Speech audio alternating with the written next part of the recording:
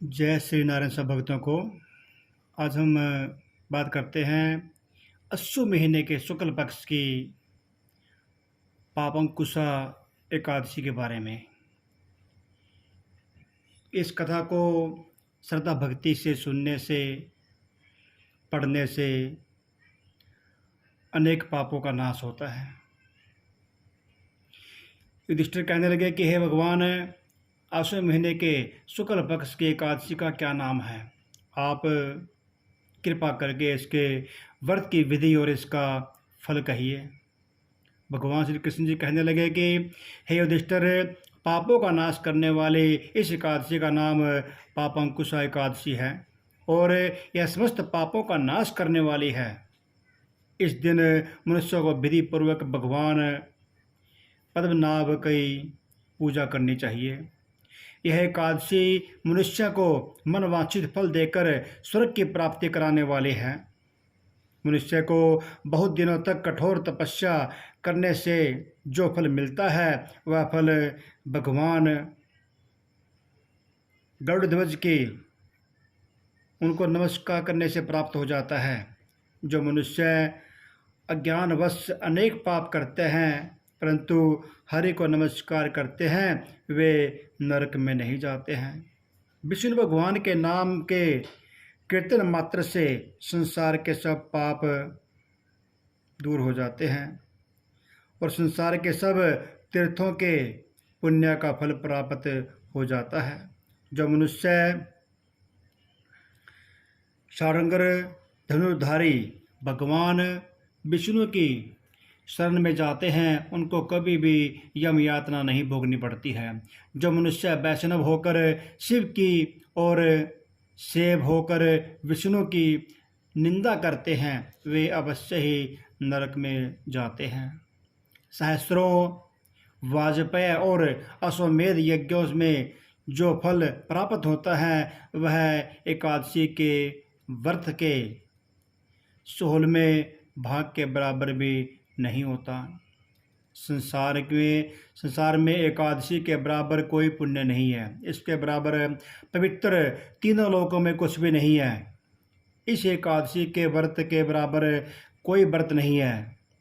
जब तक मनुष्य पद्मनाभ की एकादशी का व्रत नहीं करते हैं तब तक ही उनकी देह में पाप वास कर सकते हैं।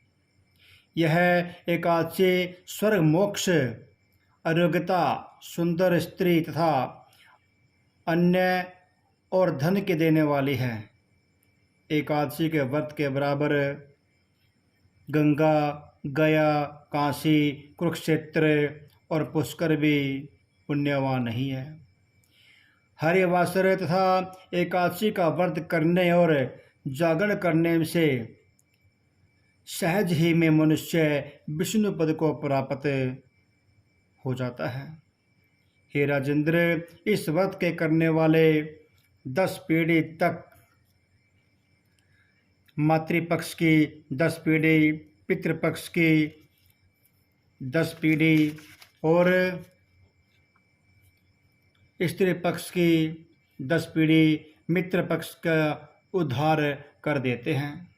यह दिव्य देह धारण कर चतुर्भुज रूप हो, पीतांबर पहने और हाथ में माला लेकर गरुड़ पर चढ़कर विष्णु लोक को जाते हैं। हे नृपोत्तम, बाल्यावस्था, युवावस्था और वृद्धावस्था में इस व्रत को करने से पापी मनुष्य भी दुर्गति को प्राप्त न होकर सद्गति को प्राप्त होता है। आश्विन महीने के शुक्ल पक्ष की इस एक पापंकुशा एकादशी का जो व्रत करते हैं वे अंत समय में हरिलोक में जाते हैं और समस्त पापों से मुक्त होकर विष्णु भगवान के भक्त बन जाते हैं। सोना, तिल, भूमि, गौ, अन्न, जल, छत्री तथा जुत्ती दान करने से मनुष्य यमराज को नहीं देखता।